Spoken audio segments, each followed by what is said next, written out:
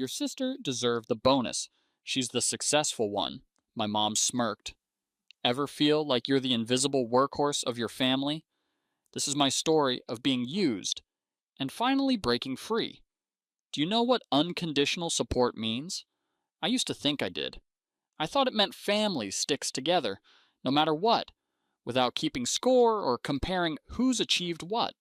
But if you ask my mom, she'd probably say it's all about balance.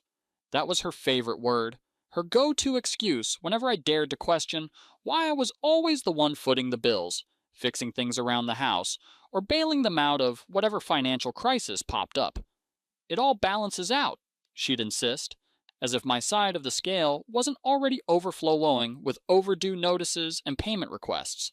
The breaking point wasn't a huge explosion. It wasn't some fiery argument or a betrayal I couldn't look past. No, it was much quieter. It came with a container of lukewarm leftovers and a sentence so casual, so smug, that it stopped me cold.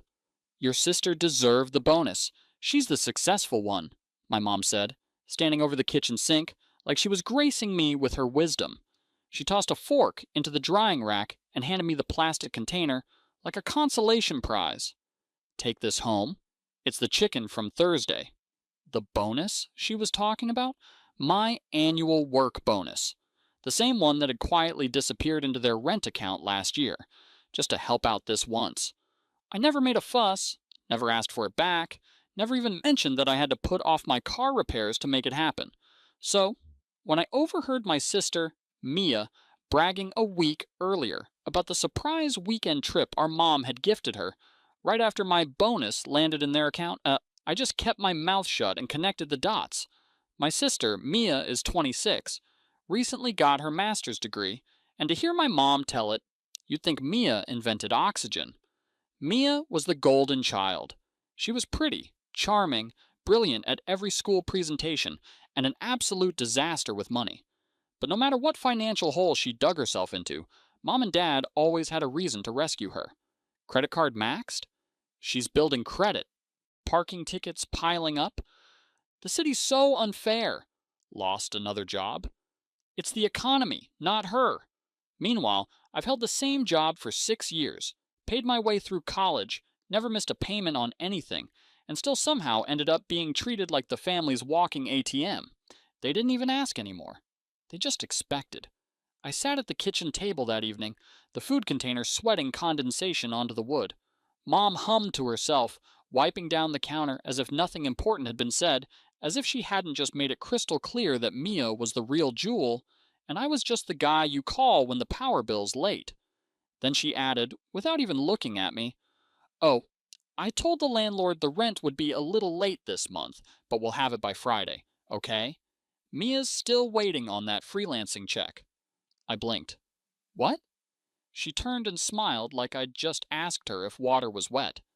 The rent, honey. You usually take care of it by the 3rd, right? It's just a couple of days.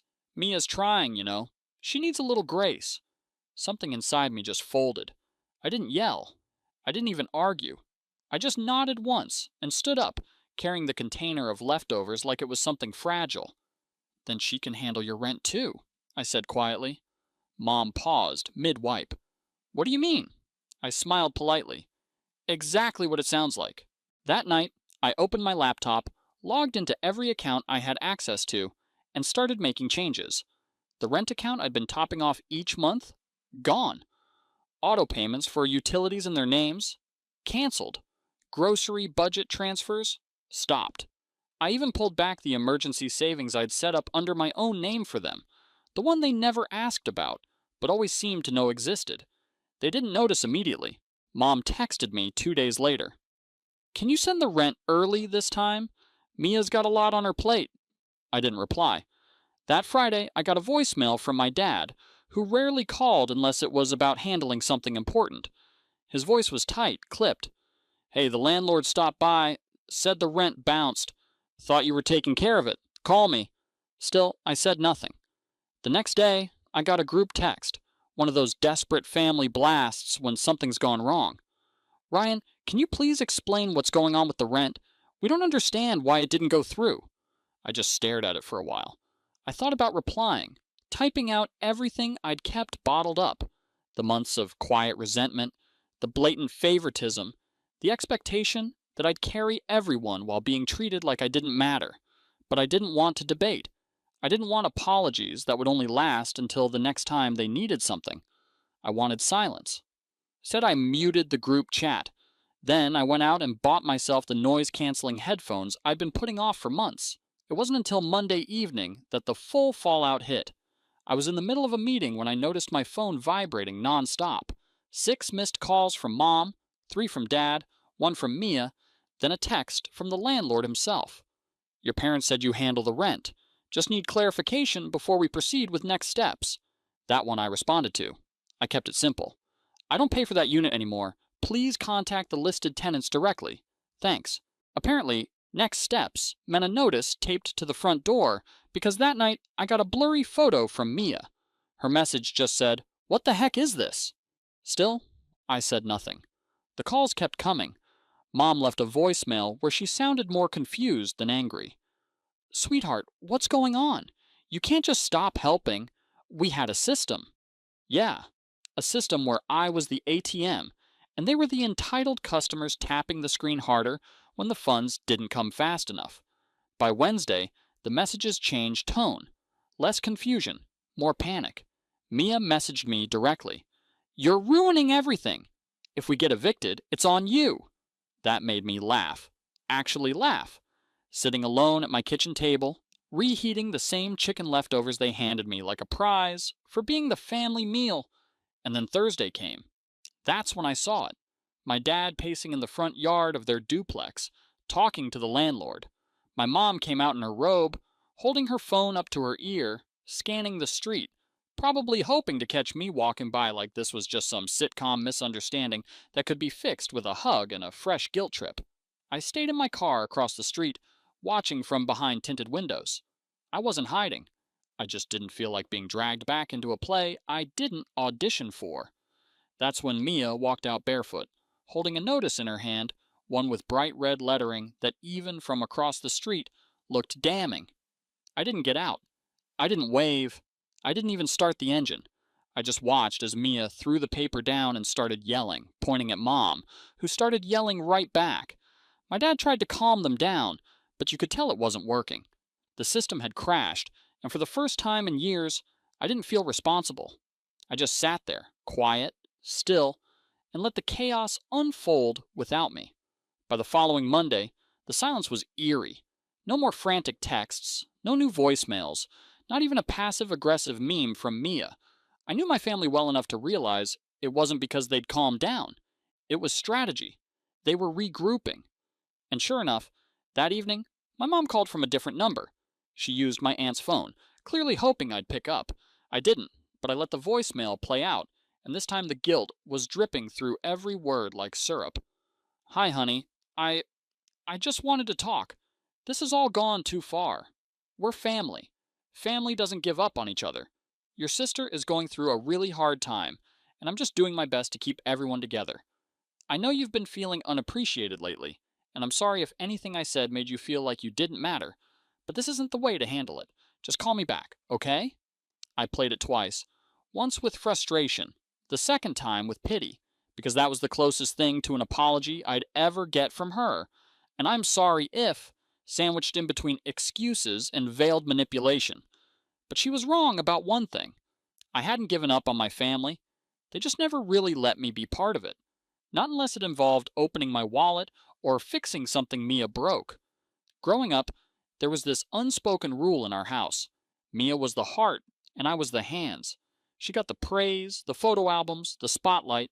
I got the chores, the errands, and the quiet lectures about being responsible because I was more mature. But being mature in our family didn't mean being respected. It meant being used.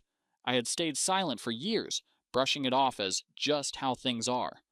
But something about that line, "she's the successful one," stuck to my ribs like a bad meal. It wasn't just favoritism. It was a confirmation of what I'd always suspected, that no matter what I did, how stable or kind or present I was, I'd always be the spare tire, the backup plan, the one they leaned on while pretending I didn't exist. Tuesday morning, I got a message from Mia. Just one sentence. You made your point. I thought about replying, but what would I say? That I didn't do it to prove anything, that I just wanted peace, that the second I stopped enabling them, they called it cruelty? Instead, I did something small but meaningful to me. I transferred the money I would have spent on their rent into a travel fund I'd been too guilty to touch for years. I'd always dreamed of going somewhere alone, somewhere quiet, with fresh air and no drama. But every time I got close, someone needed help. Someone needed just this one thing. I was done putting my life on hold for people who saw me as a walking emergency fund. That Friday, I heard through a mutual friend, our cousin Liam, who somehow managed to stay neutral in the family war, that the eviction had gone through. My parents had 30 days. Mia had already left to stay with a friend in the city. Apparently, she screamed something like, "Don't call me when your lights get shut off," before storming out with her ring light and 2 suitcases. I pictured Mom crying to the landlord, Dad sighing about how kids these days have no loyalty, and a tiny part of me, a small one, wanted to cave, to fix it again, to swoop in and pretend the damage wasn't permanent.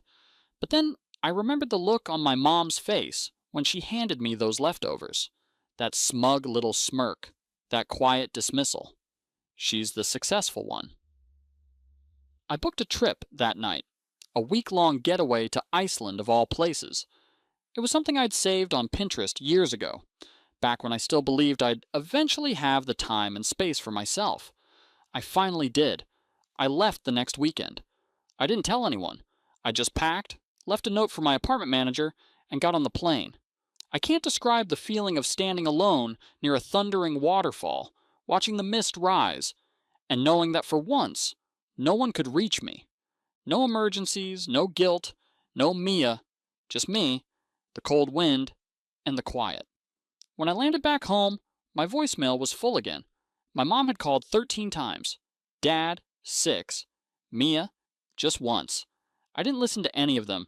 I just deleted everything and made dinner in peace. It took 3 more weeks before the calls slowed down. According to Liam, my parents moved into a smaller place. Not terrible, but not their home. The new landlord wasn't as forgiving. Mia, on the other hand, was apparently focusing on herself and trying to start a streaming channel. That was her 6th new chapter since college. I never confronted them, never gave a big speech. I didn't need to. But a few weeks later, Mom sent me one final message. It wasn't angry. It wasn't even manipulative. It was just a photo of the old house. The porch empty. The curtains gone. Below it she wrote, "We're out. I hope you're happy." I stared at it for a long time. Then I closed the photo, turned off my phone, and went for a walk. No music, no notifications. It had been nearly 2 months since the eviction when I finally saw my mom in person again. I didn't plan it. I was at a small cafe downtown, a place I like to work from on Fridays, tucked between a florist and a secondhand bookstore. It was quiet, cozy, and most importantly, not the kind of place anyone from my family ever visited. Or so I thought. I was halfway through answering emails when I looked up and saw her. She looked older. Not in the dramatic, gaunt way you see in movies, but worn down. Her hair wasn't done like it usually was. No makeup, no jewelry, just a thick gray cardigan over one of those faded t-shirts she used to clean in. Her eyes scanned the room like she wasn't sure if she was allowed to be there. Then they landed on me. She didn't smile. She just walked over slowly, clutching her purse in both hands like she was afraid it might fall apart. I didn't stand. "Hi, sweetheart," she said, her voice small.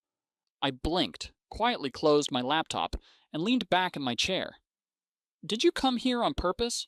She shook her head. "No, I didn't know. I just came in. Then I saw you." I looked at her for a moment, waiting for the pitch, waiting for the real reason. She sat down without asking. For a full minute, we said nothing. Just the occasional clink of coffee cups from the barista behind us and the low hum of someone's jazz playlist playing overhead. Finally, she broke the silence. "We're staying with Uncle Barry right now, just until we figure things out." I nodded. "Okay. It's hard. Your father's been applying to some delivery jobs, but his back's acting up again. Mia doesn't really talk to us much. Not since—" She stopped herself, then looked at me. Not since everything. Another pause. Then she added, I miss when things weren't like this. I felt that old familiar tug, that instinct to reach across the table, to fix, to explain, to soften everything like I'd always done. But this time, I let it pass. I sipped my coffee. When was that? She blinked. What do you mean? I said carefully, when exactly were things not like this?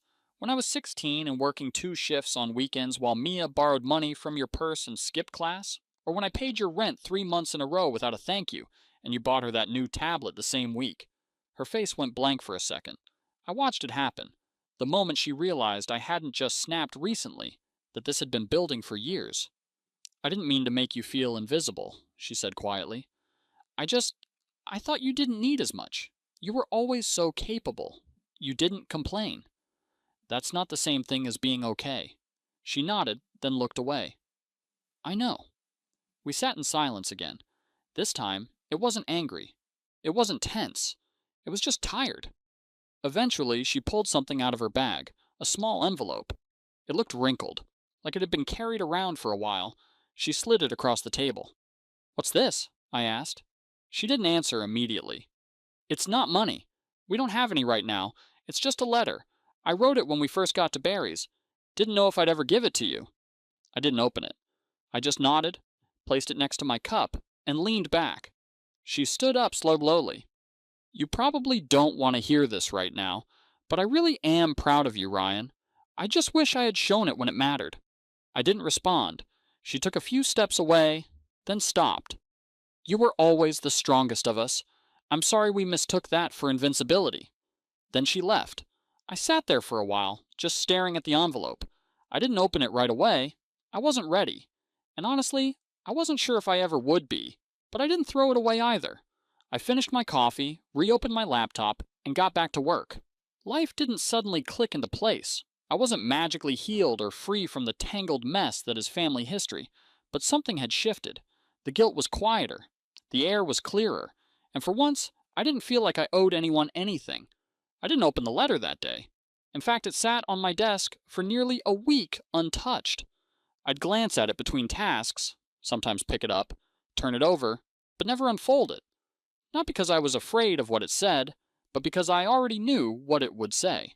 Apologies dressed in nostalgia, justifications wrapped in family history, maybe even a guilt trip or two pretending to be compliments. It was always the same song, just played in a different key. But one night, I finally read it. After a long day of work, I made dinner, poured myself a glass of wine, and sat down in the soft glow of my desk lamp. There was something anticlimactic about it. Opening an envelope, I already expected to disappoint me. Still, I owed it to myself to be sure. It began the way most of my mom's letters used to, trying too hard to sound casual. Hey, sweetheart, I know this is probably a surprise. I've been thinking about what to say, and I keep rewriting it in my head, so I figured I'd just write and see what comes out. She talked about the past, about when I was a kid, how I used to sit at the kitchen table and organize my toys by color, how I took things apart just to put them back together, how Mia would beg to borrow my homework and I'd let her, not because I was scared, but because I hated watching her cry when she got bad grades. She called me the calm in the storm. That one made me pause. Then she veered into regret. I don't know when I started treating you like a safety net instead of a son. I think it was little by little. So small I didn't notice until the net was gone, and we were falling. I wish I had told you how proud I was, how grateful I was, but I didn't. And I'm sorry. I sat back in my chair, letting those words settle. I was expecting something manipulative, maybe even bitter. But this felt different. Still imperfect, still late, but different. The letter ended with something simple. If you don't want to talk to us again, I'll understand, but I hope you'll at least believe this. You were never invisible. We just didn't look hard enough. I'm sorry. I love you. No demands. No, we're family, so you owe us. Just an apology. One I didn't know I needed, but one I had wanted for so long that I forgot I still did. Still, a letter doesn't erase years of imbalance. It doesn't change the fact that I lost parts of my 20s helping people who never really helped me. It doesn't fix the fact that Mia, who never once called to ask how I was doing, only ever reached out to demand or accuse. But it was a start. A few weeks after I read the letter, I got a call from my cousin Liam again. He was always the unofficial messenger, the Switzerland of our dysfunctional family. He didn't pick sides, but he kept receipts. "Hey, just a heads up," he said. "Mia's moving back into town. She's staying with a friend, but says she wants to make things right. She asked if I talked to you. I told her that's between you two." I sighed. "Thanks for the warning. Also," he added, "your mom and dad moved into a senior living apartment. Nothing fancy, but stable." It was the first time I'd heard them described as stable in years. That weekend, I stopped by their new place. I didn't call first. I wasn't ready for some grand emotional reunion. I just wanted to see it, make sure they were okay, see if the apology held any weight in real life. When I knocked, my dad answered. He looked surprised, not overwhelmed, not angry, just surprised. "Ryan," he said, "you're here." I nodded. "Can I come in?" He stepped aside without a word. The apartment was small. 2 bedrooms, a modest kitchen, and an old couch that sagged a little in the middle. But it was clean, lived in, quiet. My mom was sitting in a recliner, reading. When she saw me, she didn't rush over. She didn't cry. She just set her book down and said, "Hi." "Hi," I replied. We didn't hug. We didn't have some dramatic TV-style heart-to-heart. We just talked about little things. How their new neighbors were nice. How Dad had started doing crossword puzzles. How Mom had learned to budget better, because when you lose the golden goose, you learn to live like a chicken. That made me chuckle. We didn't talk about Mia. Not that time. It felt too heavy. But the air between us was different now.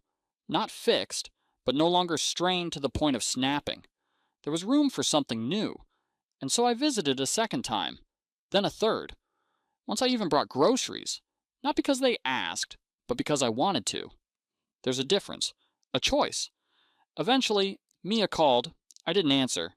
I let her go to voicemail like she had done so many times when I needed help moving or needed someone to talk to after a rough week. Her message wasn't angry, just fake sweet. "Hey, big bro, just checking in. We should totally catch up. I've been working on myself a lot lately. Let me know when you're free." I wasn't.